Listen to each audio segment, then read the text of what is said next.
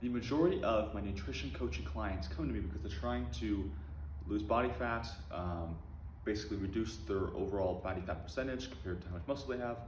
They're trying to slim down. And a lot of diets that are out there nowadays are very restrictive in nature, meaning that the protocol of the diet, or to follow the diet correctly, you have to reduce certain food groups or reduce when you're the time of the day you're eating. A lot of very restrictive initially, where the concept is trying to tell you no to all these different things that you should or should not be eating.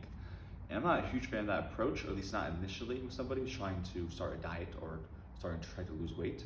I'm more of a fan of the concept of subtraction by addition, meaning we will eventually lose weight and change body composition by adding in better foods into our diets that are more nutritious and makes us feel fuller for longer. We eat less calories overall, which will affect our body composition and overall weight on the scale as well. So in this video, I'm going to go over 3 concepts or 3 tips you can use that have the concept of addition or subtraction by addition, where we're adding in better foods into your diet instead of just trying to tell you what not to eat from the get-go. So the first tip here is the concept of trying to substitute certain highly processed foods that you're already eating. If you're somebody who's struggling with your weight, you likely have certain eating habits or certain foods you go to that are very highly processed or easily digestible, like for example, a donut or like orange juice, for example, is actually a good example for this. And so finding these more highly processed foods in your diet and replacing with more minimally processed foods instead. So for example, like I just gave was orange juice. You can have a cup of orange juice. I think it's a few hundred calories, maybe 200, a little less than that.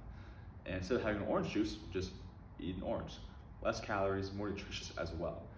So the first tip to recap there is finding 2 foods a day that you should eat that are very processed and replacing them with more minimally processed variations of that similar food. So for example, for that one was orange juice versus eating an orange. The second tip here is adding 1 to 2 servings of vegetables to only 1 meal a day.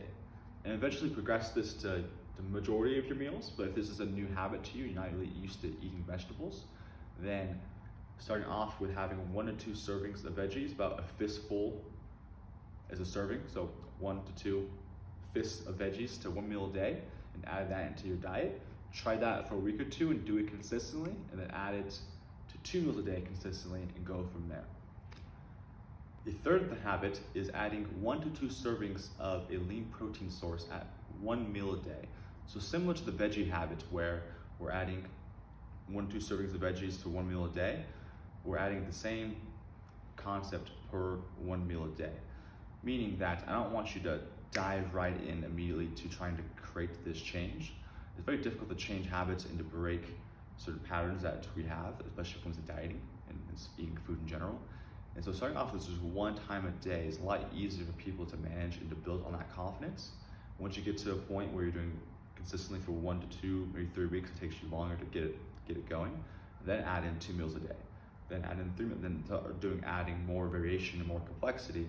But you gotta start off with just 1 meal a day or just doing it once. That's always the hardest part, just the first time doing it, and then progressing on. And the reason why I say lean protein is because majority of Americans eat a lot of very highly processed and fatty meat that is not as nutritious and is more calorically dense than leaner forms of protein, like a chicken breast, for example. Now, this is kind of a generic tip, and it doesn't apply to everybody, but if you're somebody who finds yourself eating a lot of highly processed meats in your diet, then starting off with trying to replace it or to adding in a leaner serving of protein or of meat to your diet could be a better option. It can help you lose weight over the long haul. If you like this video or these tips in this video, you can follow me on my Instagram page, Stubbs Fitness. Give me a like or share this video or post with a friend that could use this advice. Also have a YouTube channel, Stubbs Fitness as well. You can find it in the link in the description, my Instagram page. And if you are interested in nutrition coaching, feel free to DM me. I need help or with your particular goals or what you want to work on, and we'll see if we're a good fit, and we can go from there trying to help you achieve your nutrition-based goals.